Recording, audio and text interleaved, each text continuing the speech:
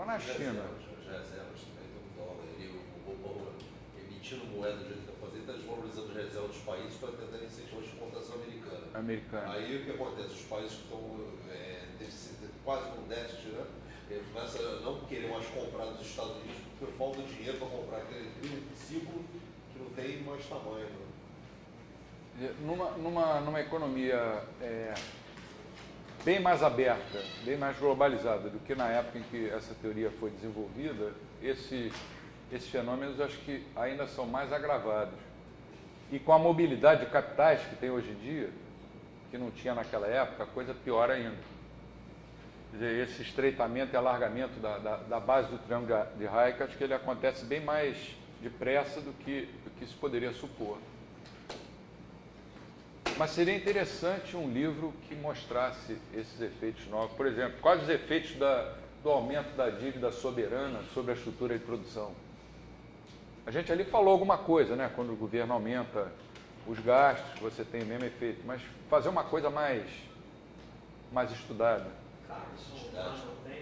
No livro do Garrison, na parte final, ele fala nisso.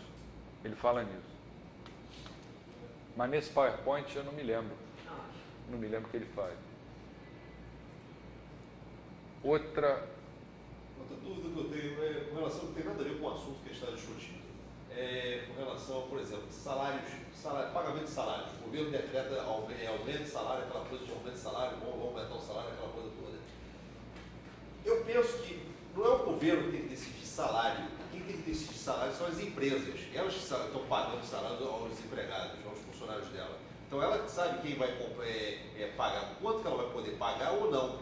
Então isso vai variar no mercado, vai fazer com que a mobilidade de mão de obra, né, vá fazer uma corrida pelo emprego ou não, uma aceitação do emprego ou não, de acordo com a oferta salarial. Quer dizer, o governo não tem que se meter nisso, quem tem que se meter são as empresas decidindo, olha, aqui eu pago tanto, aqui eu pago X, aqui eu pago Y. Isso vai fazer uma mobilidade, né, de pessoas buscando emprego em vários setores. Claro, o que você acha disso? Claro, isso é óbvio. No Brasil não era óbvio. Entre 1970 e 1990, o Brasil teve 30 leis salariais. Os caras se reuniam lá em Brasília e decidiam quais iam ser os aumentos de salários, porque tinha inflação na época, de todos os brasileiros, de todas as categorias. Um plantador de tomates lá em Bento Gonçalves, no Rio Grande, tinha o mesmo reajuste que um plantador de tomates lá em Roraima. Um metalúrgico que trabalhasse, por exemplo, na Volkswagen, que tinha 5 mil empregados, sei lá, tinha o mesmo reajuste que o metalúrgico de uma oficina mecânica no interior do Piauí, com 3 empregados. Aí veio o Collor, uma das coisas boas que ele fez foi acabar com isso, mas restam os salários do setor público. E como o setor público na economia brasileira representa uma proporção razoável do PIB, a gente não fica muito amarrado a essa discrepância. Salário tem que ser determinado pelo mercado.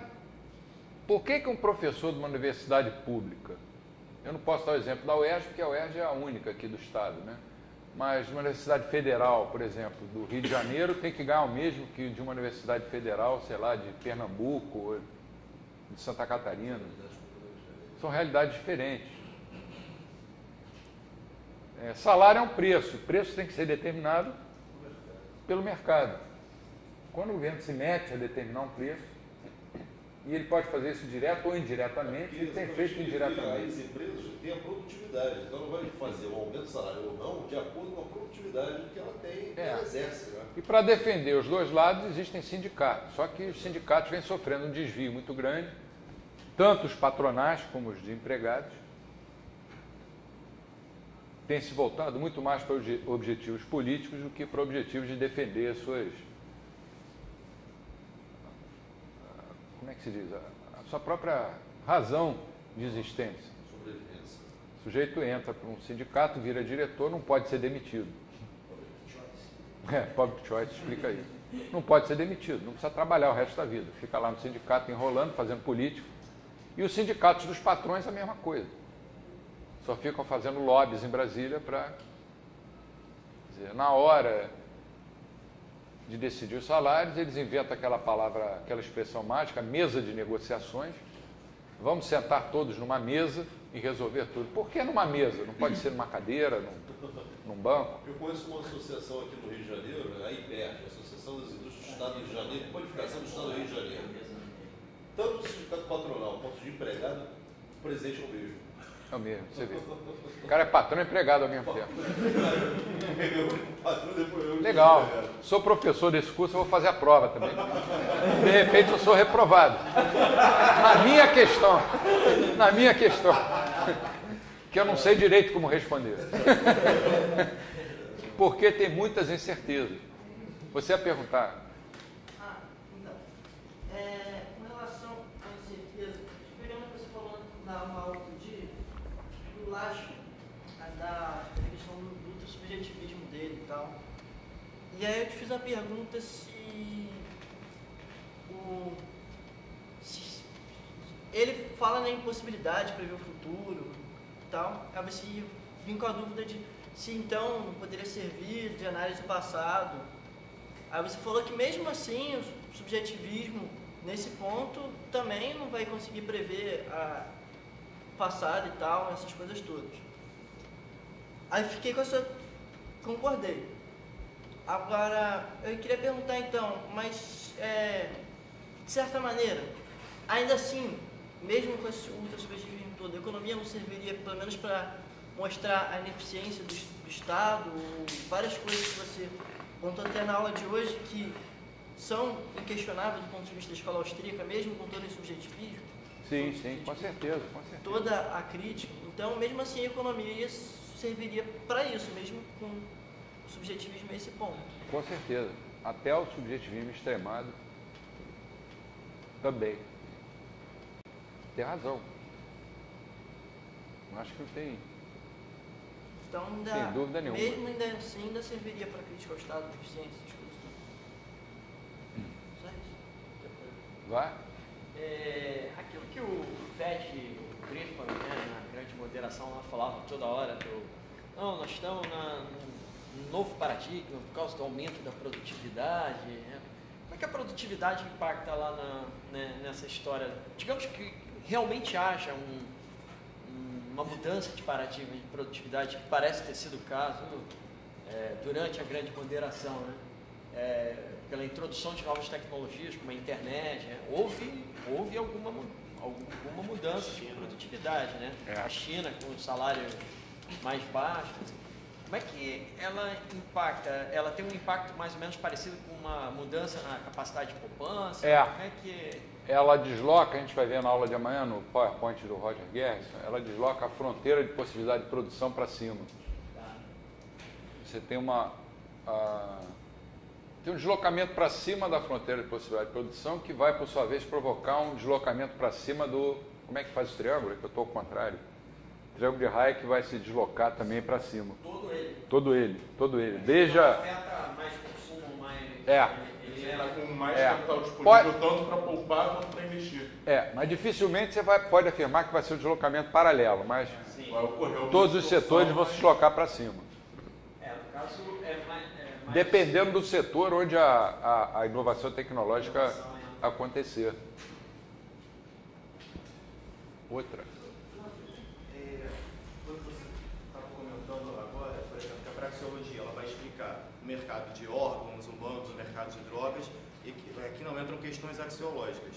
Aí você mesmo comentou que a poupança, por exemplo, estaria em conformidade com a doutrina social da igreja.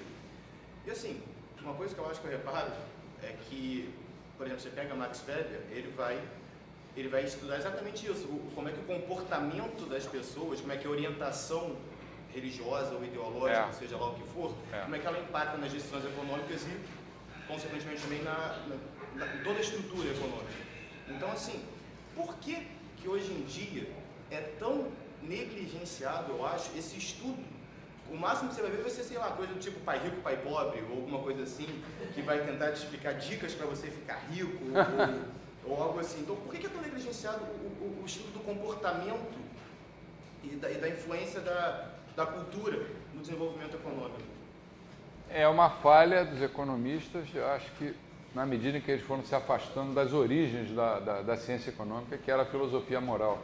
Quer dizer, essa questão religiosa você pode incluir no âmbito até cultural, né?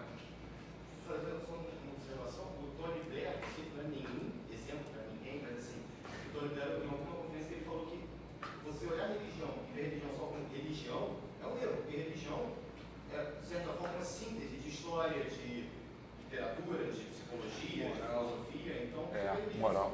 É verdade. É verdade. Verdade. E vai se refletir no teu comportamento na economia também. Na economia também.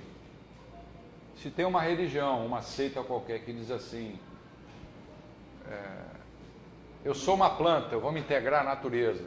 Aí o cara vai para a floresta, fica parado lá no meio não faz nada. Isso vai ter um impacto sobre a economia diferente do que uma religião que vai dizer, como a tradição, por exemplo, judaico-cristã, tanto católica como protestante, trabalho é uma coisa boa, trabalhar é uma virtude, poupar é uma virtude. Só merece comer o pão quem... Né? Só merece... Quem trabalha, só come quem trabalha. São Paulo que escreveu isso, só merece comer o pão aquele que trabalha. Quer dizer, o cara que não trabalha não merece nem comer. Isso acaba entrando no âmbito desse afastamento da economia da tradição antiga, que era a filosofia moral, né? A economia nasceu da filosofia moral, que se preocupava com essas coisas. Eu tenho um colega a quem eu respeito muito, também seguidor da escola austríaca, que está escrevendo um livro, eu não me lembro exatamente do título, mas ele coloca assim, Praxeologia versus Ética. Aí eu sugeri a ele que colocasse Praxeologia e Ética. Por que versus? Naturalmente, ele está querendo dizer, ele conhece bem o assunto, que a praxeologia não se envolve com esses assuntos. Ela não quer saber se o mercado é de drogas ou se é de, sei lá, livros didáticos. Mas por que não? Por que não usar toda essa tradição que a gente tem ocidental, judaico-cristã, para ajudar a economia? Meira-Pena escreveu aquele livro, Da Moral e Economia. Da Moral e Economia. Meira-Pena. Embaixador Meira-Pena, que hoje deve estar com 94, 95 anos, mas está com a cabeça ainda de um garoto de 20 anos. É uma das mentes mais brilhantes que eu conheci. Em termos de cultura também, mora em Brasília. Ele só não gosta que fale mal de Brasília. Porque ele mora lá numa chácara que é uma maravilha, tem um jardim maravilhoso, eu conheci bem lá. Mas eu espero que tenha ficado clara essa exposição da teoria dos ciclos, e tenho certeza que amanhã a gente vai repetir as mesmas coisas com a metodologia do Roger Guerra, isso aí vai ficar bem gravado. Eu achei a aula de hoje mais pesada do que a de ontem. Engraçado, eu acho que a de ontem era mais pesada. Não, achei essa mais complicada para entender. A de hoje? A de ontem. Amanhã talvez fique um pouco pesada para quem não tem muita habilidade com gráficos, assim, porque o Roger Guerra usa gráfico com uma facilidade impressionante. Mas eu acho que ele vai explicar de outra forma tudo isso que a gente falou hoje. E aí fica a aula de quinta-feira para a gente discutir o que mesmo? Essas alternativas de sistemas monetários, a crise atual, vai ser uma aula mais de bate-papo. E sexta, uma aula de encerramento que vai ser mais rápida, falando o que seria uma sociedade, dentro do que você falou, uma sociedade livre e virtuosa. Virtuosa, sem misturar com religião, mas mostrando que a escola austríaca é aquela que mais se aproxima dos princípios judaico-cristãos. Vai ser a sexta e a última aula. E depois a reprovação geral. Olha, eu vou ver se é possível no Sepuerge eu entregar as notas depois do prazo lá. Se for possível, eu posso até adiar o trabalho de vocês, que eu acho que vocês vão ter um fim de semana só para fazer, né? Da minha parte, tudo bem. Não tem problema. A gente quer formar austríacos bons. E pelo que eu estou vendo, vai conseguir. Então, podemos encerrar. Boa noite a tutti. Grazie.